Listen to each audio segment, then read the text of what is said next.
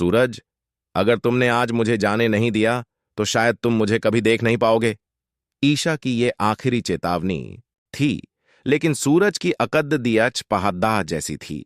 उसने अपनी फाइल से नजरें भी नहीं उठाईं और कह दिया, छुट्टी नहीं मिलेगी ईशा, काम पहले आता है। लेकिन जैसे ही सूरज ने अपना पेन नीचे रखा, उसे एक जोरदार आवाज सुनाई दी। ईशा फर्श पर बेजान पड़ी थी। सूरज का चेहरा सफेद पड़च गया, उसकी फाइलें हाथ से छूट गईं। ईशा, ईशा, आंखें खोलो। उसकी वो अकद्दच एक पल में मिट्टी में मिल गई। सूरज पागलों की तरह चिल्लाया, कोई डॉक्टर को बुलाओ, गाढ़ी निकालो। उसने बिना सोचे समझे ईशा को अपनी बाहों में उठाया। ईशा का सिर उसके कंधे पर झूल रहा था। सूरज का दिल इतनी जोर से धड़क रहा था कि उसे खुद अपनी धड़कन सुनाई दे रही थी। उसे लग रहा था कि उसकी जिद ने आज ईशा की जान जोखिम में डाल दी है। I am sorry Isha, please, मैं तुम्हें हाफ डे क्या, पूरे हफ्ते की छुट्टी दे दूंगा, बस एक बार बात करो। जैसे ही सूरज उसे लेकर सोफे पर लेटाने लगा और पानी लाने के लिए मुद्दा, ईशा ने धीरे से एक आंख खोली। उसके चेहरे पर एक शरारती मुस्कान आई, जो अगले ही पल फिर से गायब हो गई। ये कोई बीमारी नहीं, ईशा का मास्टर प्लान था। वो जानती थी कि सूरज पत्थर दिल जरूर बनता है, लेकिन उसके अंदर एक समंदर छुपा है जो ईशा के लिए ही बहता है। सूरज पानी का गिलास लेकर आया, उसके हाथ कांप रहे थे। ईशा, पानी पियो प्लीज, मैं अभी हॉस्पिटल फोन करता। ईशा ने धीरे से अपनी पलकें झपकाईं और बहुत कमजोर आवाज में कहा, सूरज, क्या मुझे घर जाने मिलेगा?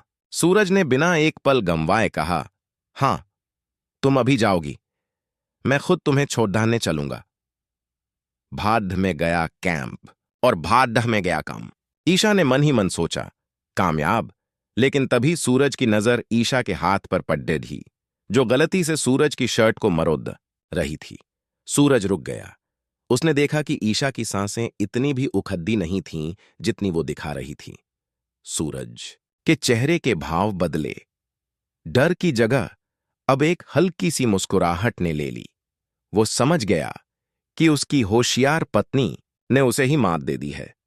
उसने गिलास मेज पर रखा और झुककर ईशा के कान के पास बोला, एक्टिंग तो बहुत अच्छी है ईशा, लेकिन क्या तुम्हें पता है कि डॉक्टर इंजेक्शन लगाने आ रहा है?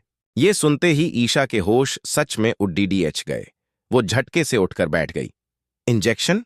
नहीं नहीं, मैं बिल्कुल ठीक। सूरज खिलखिलाकर हंस पड़ा। ईशा को अपनी गलती का एहसास हुआ और उसका चेहरा शर्म से लाल हो गया। तुम जान गए थे? सूरज ने उसका हाथ पकड़ धा और उसे पास खींचते हुए कहा, तुम्हारी आंखों की वो चमक बता देती है ईशा कि तुम कब सच बोल रही हो और कब ड्रामा कर रही हो। जाओ, ले लो अपनी छुट्टी, पर अगली बार इतना डराना मत। केबिन की उस हल्की रोशनी में दोनों की नजरों ने एक दूसरे से वो सब कह दिया जो लफ्जों में नहीं था। इस नाटक ने नफरत की दीवार में प्यार की एक और ईंट जोड़ दी थी।